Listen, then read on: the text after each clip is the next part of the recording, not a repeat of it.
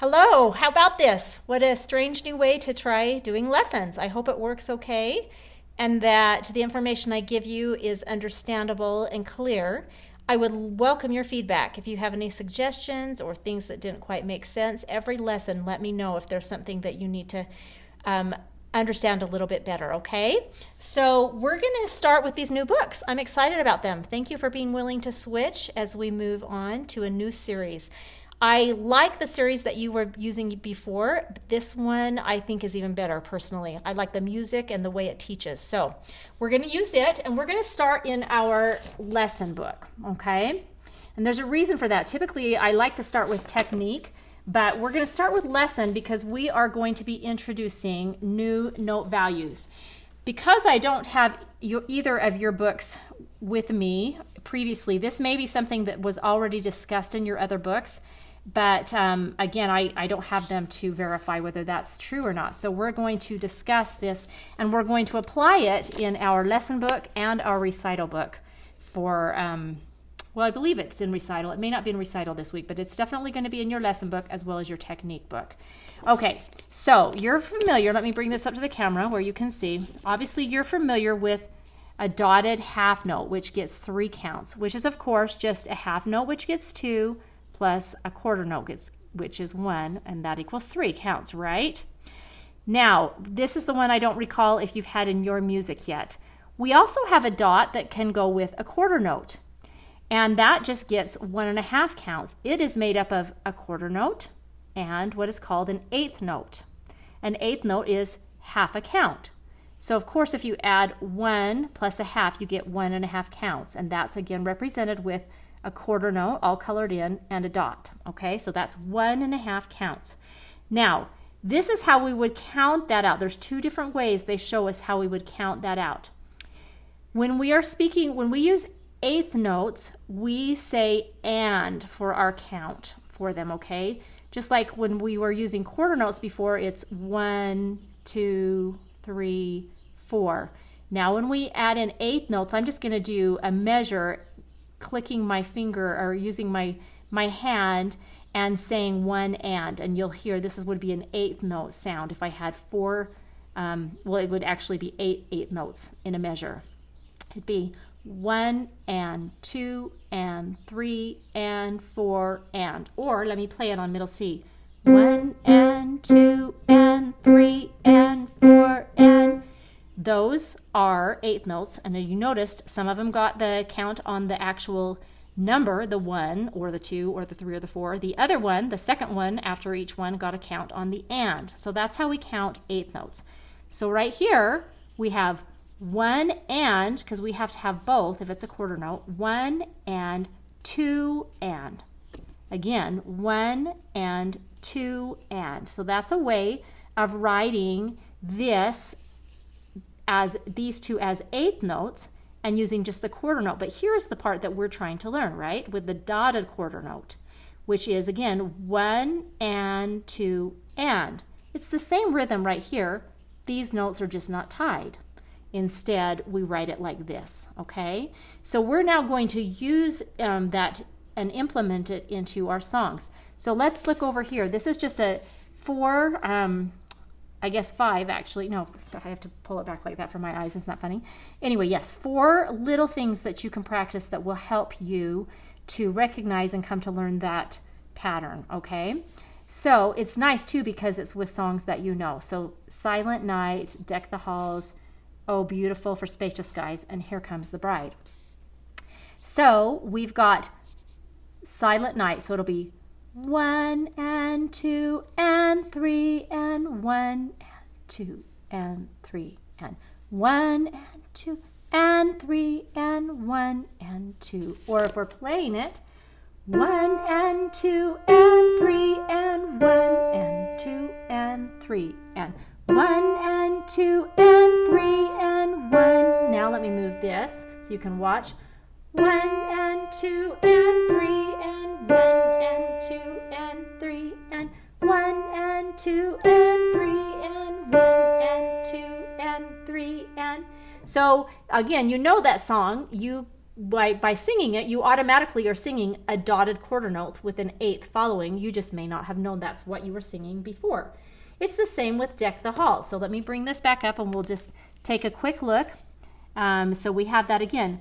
1 and 2 and 3 and 4 and 1 and 2 and 3 and 4 and 1 and 2 and 3 and 4, 3 and 4, 3 and 4 and, let me do that measure again.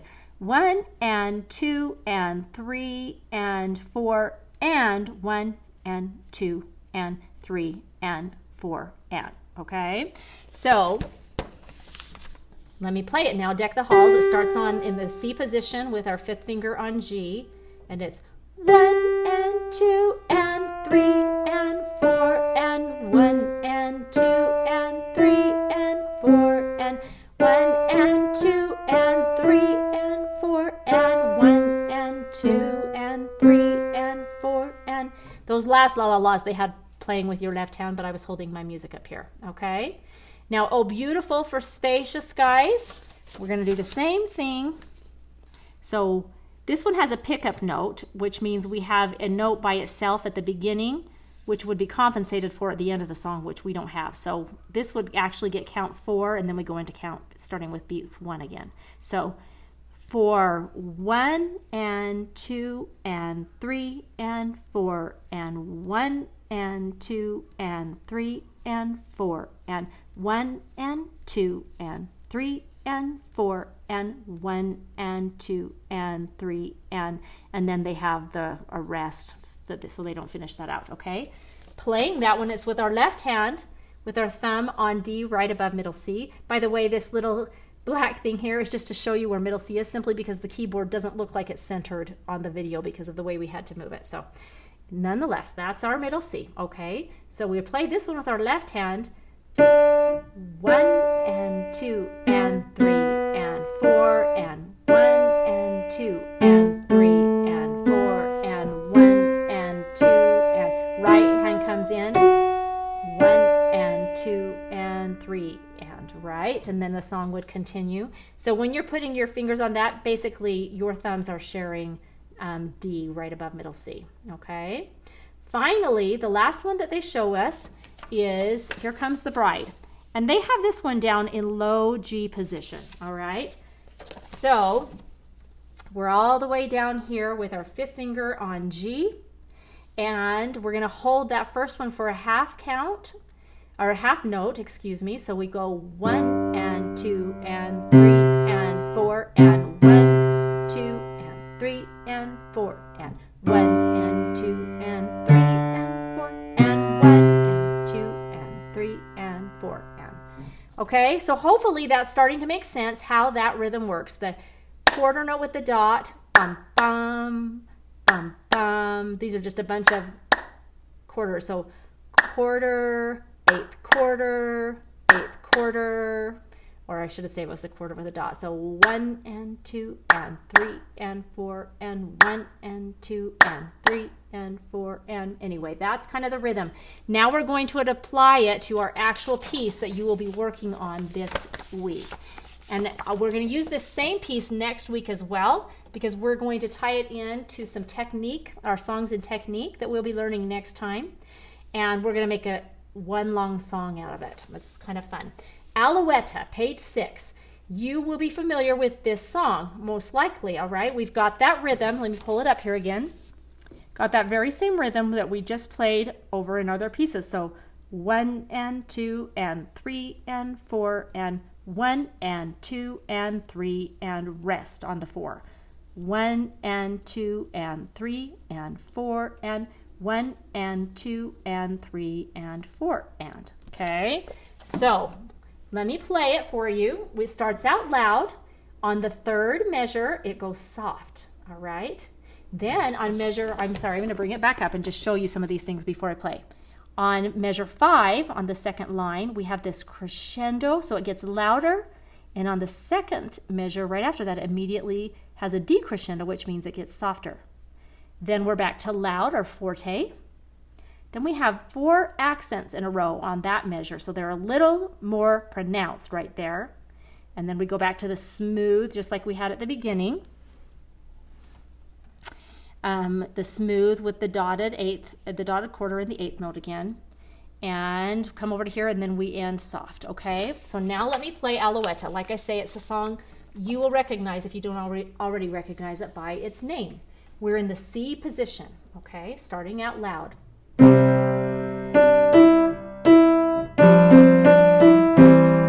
soft.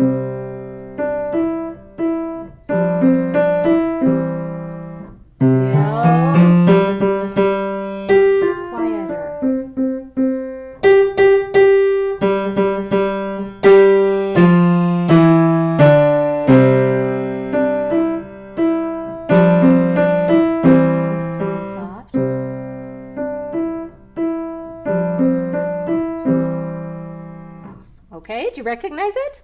It's a pretty famous French folk song that has been sung through the ages. Alouette, jante, Alouette.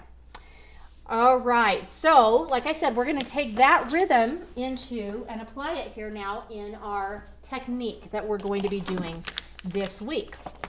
So we're on page 2.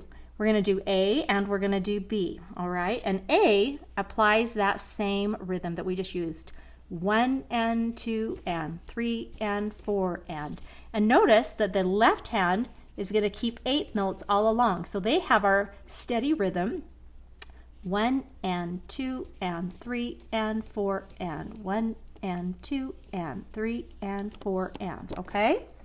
Now, one thing this song does is it flips. On the second line, the right hand has those even 8 notes on the top, while the left hand has the melody.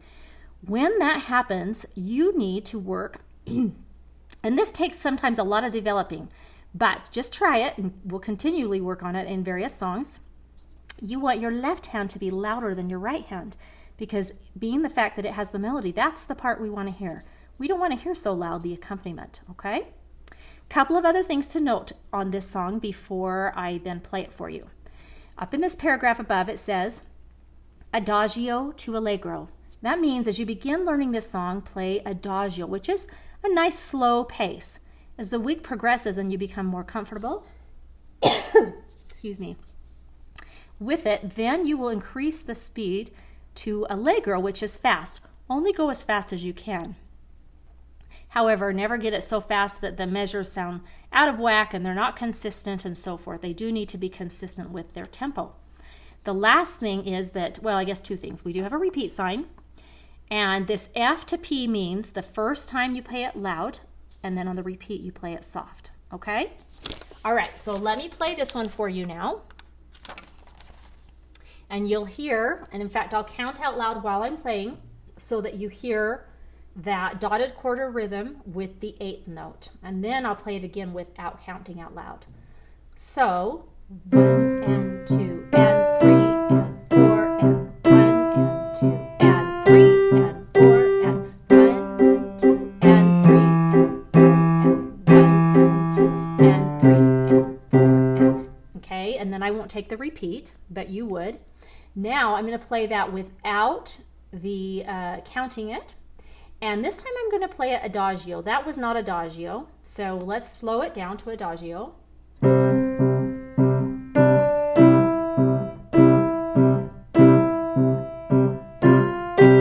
remember, you want to make your left hand louder here.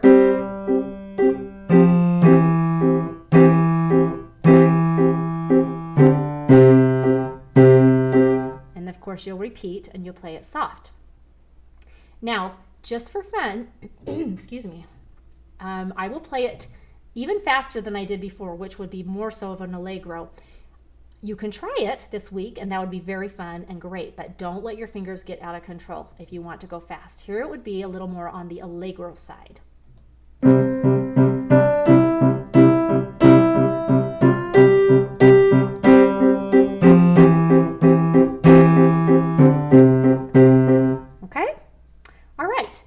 Now going on to Woodpecker Song, which is B. So we're not using that rhythm now that we just discussed and learned. But a couple of things to note here. When we start out, we are going to start out soft and gradually build to a forte right here. We get over here, we've got 4 accents in a row, just like we had with our Alouette. Then we stay at that same volume, which was the forte we were at, and we decrescendo back down. And in this final measure, we have both we're to soft, because of course of our decrescendo, and a retard, which means slow it down to end. And we have a pedal marking, so our pedal plays and holds throughout that measure, as well as we have these fermatas, which sometimes people refer to as a bird's eye, as it looks like it. And the fermata, if we haven't talked about it before, means you hold this even longer than its 4 counts, and in this case, hold it longer than its 2, and then they'll both come off together over here at the end. So let me play this one. It also has a repeat sign as well. And on the second time, when you repeat, you play it an octave higher. Both hands move an octave higher. So we're in middle C position. We start out soft like this. We're building.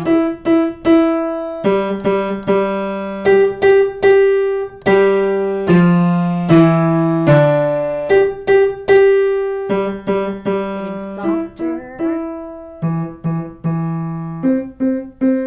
And pedal and retard.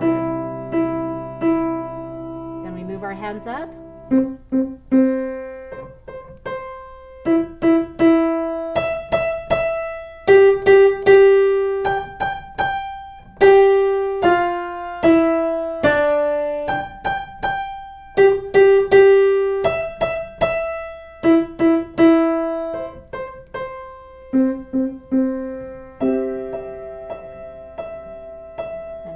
With that fermata, and then you can let it go. Pedal and hands let go at the very same time so that they're in unison together. Okay? All right, so that is what I would like you to play. And notice that one also says andante to allegro. So start it out slower during the week if you need to. Okay. All right, now let's go on to our technique book. And it is page 2 and 3. All right. As always, let me bring it up here so you can see, and we'll talk about a couple of things first. So we're in what they are calling middle D position, which is where our thumbs are going to share D. We have, on every other measure for a bit, we have pedal markings. So we'll use that pedal each time we have it, and then it will come up. Of course, when this line finishes, that means the pedal is released, so we can play these nice and staccato. All right? We're loud. We've also got accents on some of our notes here. Notice also right here, if you can see it, we have an E flat. So our second finger in the right hand is going to lower to an E flat. So if I'm over here in middle D position, like that, then when I get to that measure, my second finger will lower so I can play this chord. Okay? Otherwise, it would have played it with the natural, which it does in the first measure. Okay? Now there's other times where we will also use that E flat. Right here, for instance, we'll use it and we continue. Remember, once it's played in the beginning of a measure, then the E flat will remain until the bar line, which cancels it out. However, they've added it again, so there it is again. Then we come over here, they've added it again, it remains, and so forth, until up at the top of the second page we have this natural sign, which, as a reminder, if we haven't discussed it before, that natural means go back to the original regular E, and it's no longer flatted until they show you the E flat again. Okay? All right, so this one is played andante moderato. Andante, for that tempo, andante is a walking tempo, and this is moderately walking, which means probably a little bit faster than your normal slow walk, okay? So we have the pedal again at the beginning. It's nice and loud. Here we go. And our rhythm, excuse me, let me back up and just say that. Our rhythm is 1 and 2 and 3 and 1 and 2 and 3 and 1 and 2 and 3 and 1 and 2 and 3. That was the first 4 measures. Okay, here we go.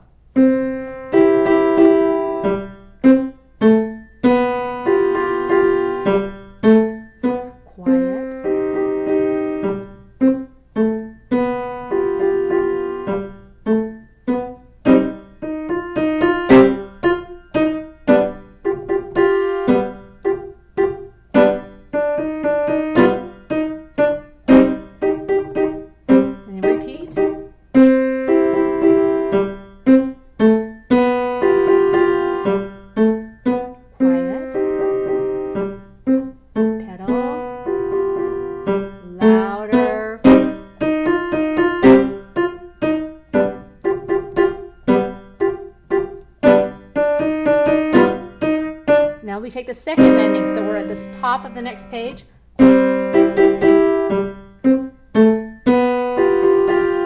Quiet.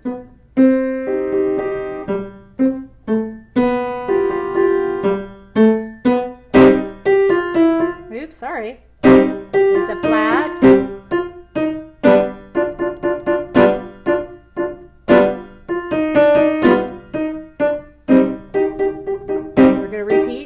Top of the just goes, let me just point this out. We'll repeat. So once I got over to here, I play this section, and then I have to, this first ending means I have to go back to the repeat. So it's just right back to here.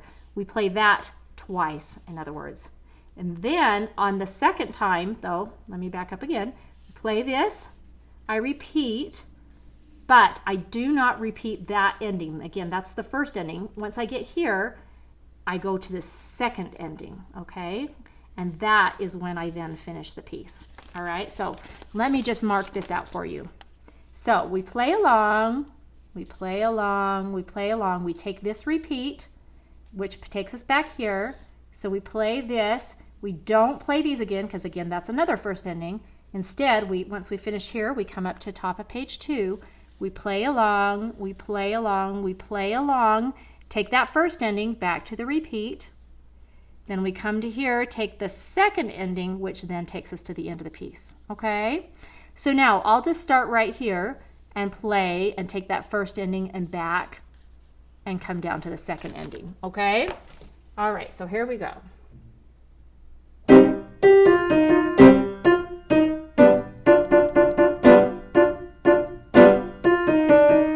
First ending.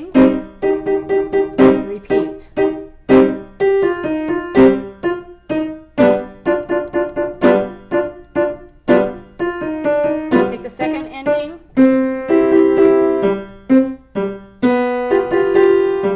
soft,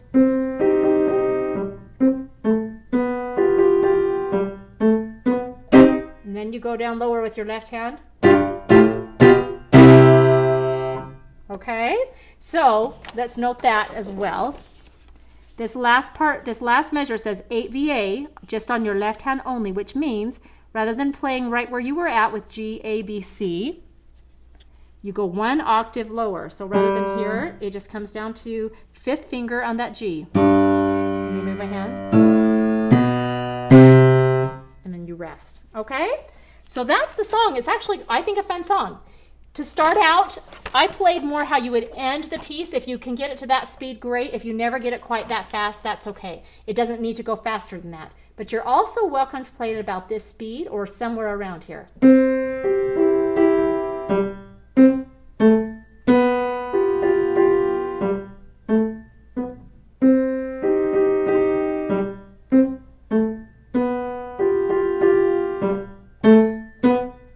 And so forth. Okay? So kind of a nice song. I think that one's a good one for us. All right. One last thing we're going to do, we're going to start introducing. These are, and I will send copies of these to you. These are our major 5-finger positions. So as you already know, we have on the key, on our keyboard, all of these notes, right? So 1, 2, 3, 4, 5, 6, 7. Obviously, we have the black keys too.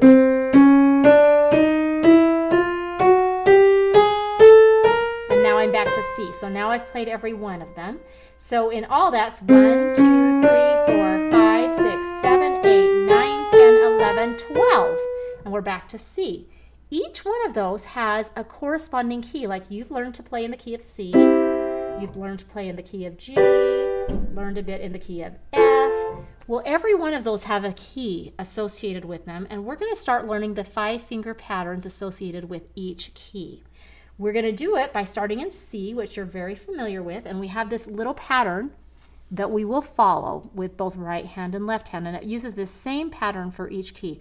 We're going to do 3 this week. We're going to do C, and then we're going to go a 5th above that. That means 1, 2, 3, 4, 5, which then moves us to G. Then up another 5th, which is the key of D, and the key of D has an F sharp in it. Okay? You'll notice when you get these papers on the left here, they show us that we have for every single 5-finger pattern. We have a whole step, half step, and whole step. So if we start out with C, and then we count whole step, which just means I skipped a note in between, then half step, and now another whole step. It's the same thing when we move to the key of G. We start out on G, we have a whole step, now a half step right next door, and another whole step. Every one of them follow that. Same thing with D. Play our D, we've got a whole step, which puts us up on the F sharp, now a half step, which is right next door to the G, and another whole step going to the A. And this is how these 5-finger patterns work. And then you repeat.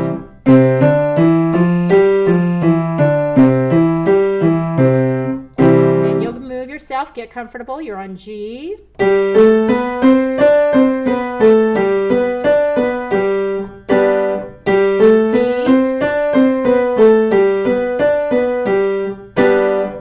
To D.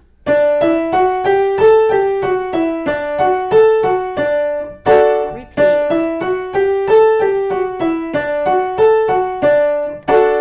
And as always, you can play it a little bit slower if it's more comfortable for you. But I'd like you to do those 3 for this week and memorize the patterns. Again, you're already very familiar with the pattern of C and the pattern of G, which are all white keys in those 5-finger positions. Then we'll move on to D and we'll start learning them from there. Okay, wonderful. Well, that is our lesson for the week.